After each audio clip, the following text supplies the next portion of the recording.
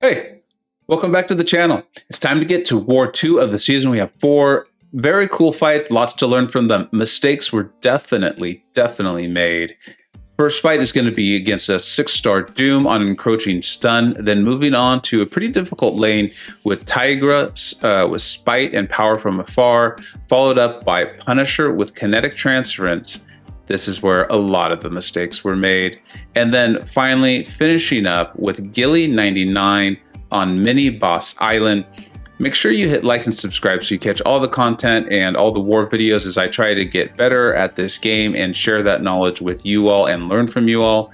And additionally, check the link in the description so to make sure you are entered in the I Love You 3000 giveaway we'll be doing coinciding with Black Friday deals. All right. Let's get to the show.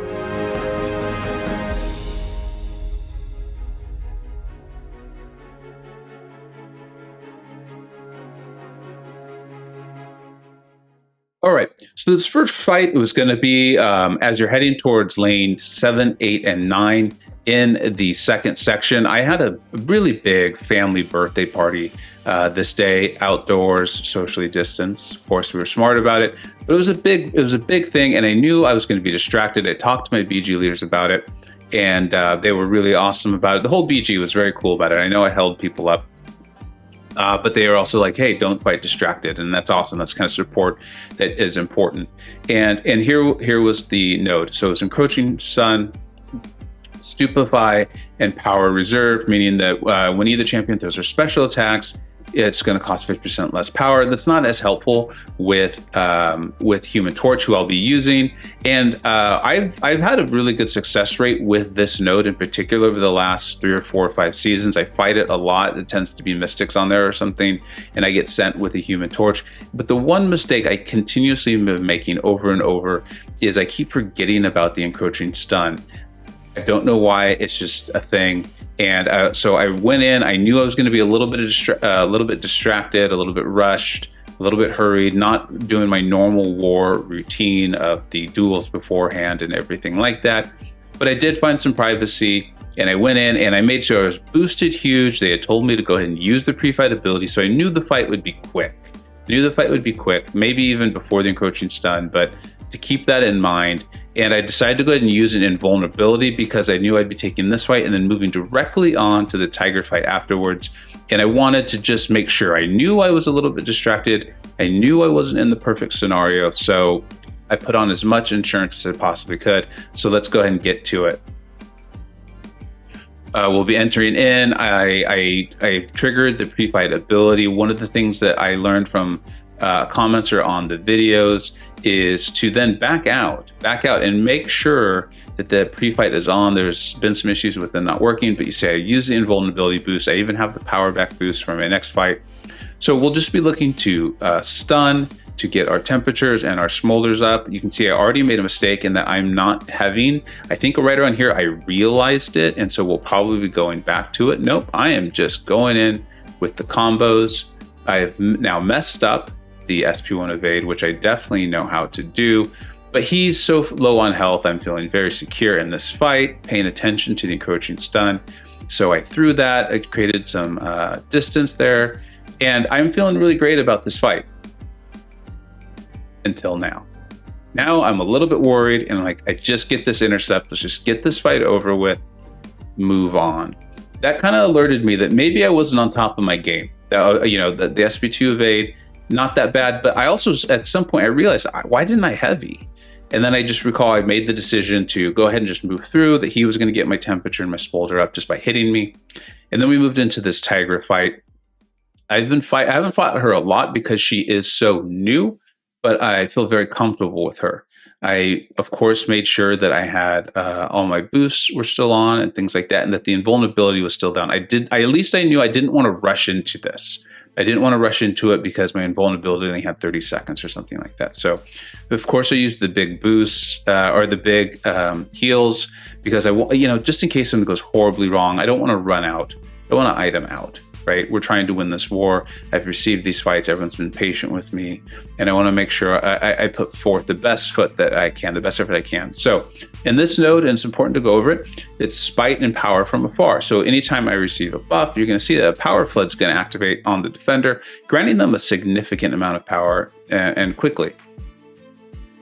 And their special attacks will already be unblockable. Not as big of a deal with Tigra because her special attacks can go unblockable when there's distance created. But one of the tactics you can use with Tigra is to be very close to her so that that initial hit is not unblockable. And this would obviously work against that, work in her favor. And then power from afar. Here's the problem. If you stay really far away from her, she's again just going to be gaining a tremendous amount of power. So looking to get this fight over pretty quickly. I have an R3 Human Torch, and I've already taken, I think, this season. So I'm really, again, I'm not too concerned about her and her moveset. It is very aggressive, but I feel confident going into the fight. So let's go ahead and take a look and see how it goes. We can see why this placement works out and why this node can be quite difficult when you don't have a power control champ. So at least I've now recalled, I've remembered, hey, you know, get my temperature up, get my smolders up. I've now missed a parry though, and so I've totally used my invulnerability boost. I'm aware of that. That is putting a little bit of the pressure on because I am worried about her specials. I am aware of how much space they can create, but I am staying close to her so that her she doesn't go unblockable. You see that space was created, so she went unblockable. Fortunately, I know the evade and just went in there and finished that off. So I'm now thinking, hey, I'm fine. You know, I was a little rusty there in the beginning. I just missed an SP2 evade from Doom, but I'm on my game. I know what I'm doing. I don't need to worry. So I'm just moving straight through. I want to get back to my family and go into this Punisher 99. I've taken this fight before. If you've been with us for a bit, you're aware that this was my first death in 4 Loki, my only death of last season with them. I was only there for half of the season, so that's not as impressive as it sounds. And the aspect of evolution, and then the biggest issue and why Punisher 99 is there is the kinetic transference with his SP1, you know, the amount of hits on there and the amount of block that you will take, therefore giving him the power. So we're going to start it with an SP1 power boost. I have used a power back. I went with the 150. I went with the 150 because I was a little concerned about potentially getting too much back. And I think that shows a little bit of my still inexperience with Magik in high level war. I've had her for forever, use her, love her, but just some inexperience with her in high level war and still a little bit of a learning experience. So let's go ahead and check this out as we go in. We're aware of the difficulties of the node. I'm going to be hopefully starting in limbo, which means I will just let him hit into me because the defensive power gain rate is much better than the attacking. So I will gain all of that power from being hit. If I am in limbo, I will just heal it all back. And if I'm not, it's fine. He's not going to kill me, even if he does a 5-hit combo. I'll eventually get my block up and, you know, it'll be fine. I'll take the 5 hits, like, here we go. He only did 2, and that kind of threw me a little bit off here. And then you're going to see what's going to happen. I'm going to throw my SP2 and no power lock goes on. I was talking to you about how I'm still very early in my Magik High War gameplay, and it just freaked me out.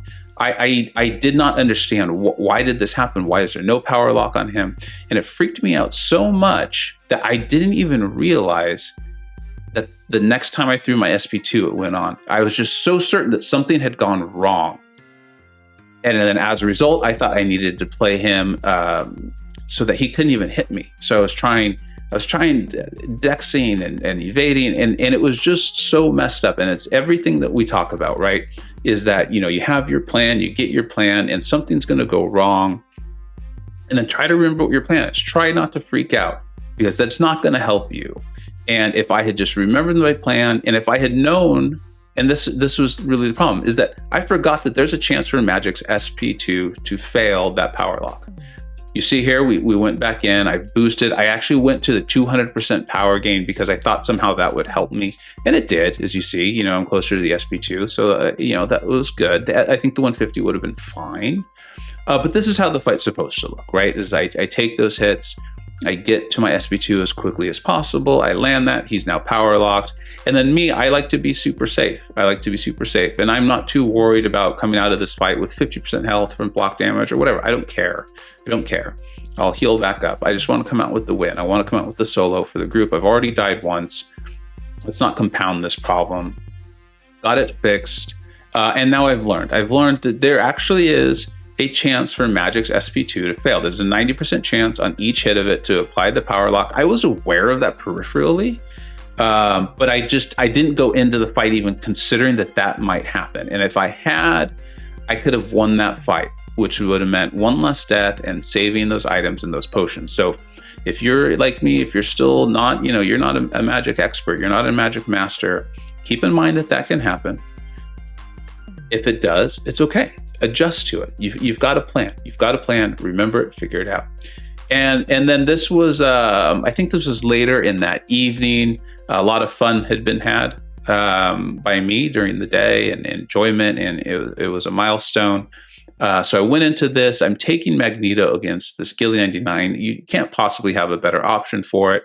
And my mindset was like, just don't die. Just don't do it. That's it, right? It's not going to be that hard. You're going to parry. Don't even try to dexterity specials. Her ability to power drain me probably will fail multiple times.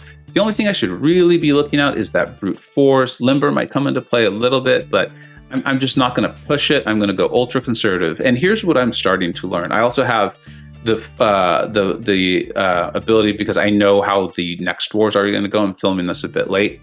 Is I think I've started playing too conservatively, and a few of you have commented on that. And I think there's something about like, hey, don't die. And then I think there's also something about I'm now creating a problem because I'm not attacking. I've become, for lack of a better term, a bit gun shy. And I think we're going to see that here. I think it started here, and then it's going to continue on into the next war. I don't want to spoil anything. And I think one of the things I can really learn from here is like, you're taking in these great options. I know how to do these fights. I know how to, dex these things. So if you know how, do it, do it. Why not? Why take the block if you don't have to? I don't think there's also anything wrong with taking the block if you feel like you should.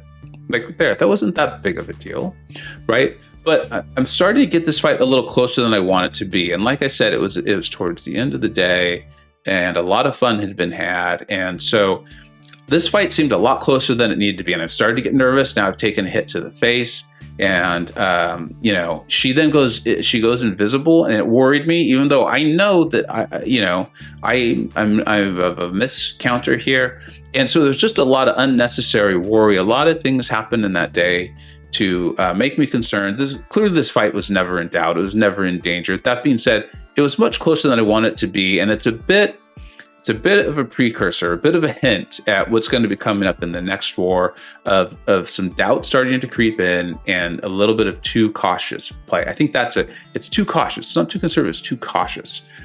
So I felt good. We got the win. SAS is an excellent alliance, very good at war. Play the game the right way. It felt good to beat them. They played really well. And then, of course, our MVP's FaZe is you've heard his name many times here already on this channel. Chelize, a good friend of mine, been playing for a very long time together. And then, of course, Legacy, who I'm sure you know, and he probably took like 8 or 20 fights and soloed them all. So it felt good. It felt great to be in this alliance, to contribute, to recover from that death, and just continue to learn. Hopefully, when it comes up again, they feel like I can be trusted with it. I think I'm only 50-50 on it, though, since I've been in for Loki. But just continue to get better. It feels great. Thank you so much for watching, and take care. I hope you either learned something, were entertained, or even better, a little bit of both. Don't forget to like, subscribe, and follow on Twitter at VegaGaming583. Thanks so much for watching. Take care.